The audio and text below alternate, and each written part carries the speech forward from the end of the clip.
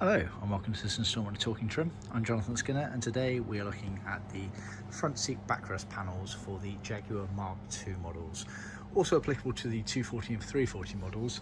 This is the panel that sits on the back of the backrest squab of the front seats of those cars. So if you were sat in the rear seats looking forward, they'd be directly in front of you. These are some original ones, which is why I'm doing the video of them, because originals are becoming few and far between. So I just wanted to kind of show you what they kind of look like here. So you've got this backrest panel, tacking panel basically. It's open-ended one, which we do supply new ones of, hardboard panels. So that goes around the outside. You've got the material element of it here. So that's Moquette, albeit very faded Moquette. Then you've got the vinyl up here. It's actually original leathercloth Rexon material, this suede green. You can see the indentation there, which is where the element of the picnic table sat at the top of it there. Then it gets piped. So these bits are joined together with this piping here, then it's trimmed all the way around here, and this is obviously the back of it here.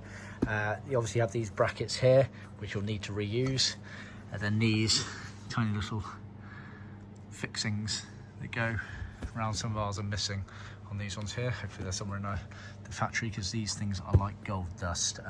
Often, like with this case here, some of them are missing, so we're gonna have to search through our archive and see if we can find some. If not, we'll manage to find a way around it by spacing them out and using different fixings, because I do believe that these are no longer available. Obviously I'll let you know if that changes, but generally speaking, as with any elements of your restoration, we recommend you do not throw things away unless you know everything is sorted, i.e. once your seats are all brand new and fully trimmed up, then you can start throwing things away if you want. But until that point, do not. But yeah, just thought I'd do a very quick video showing those elements there.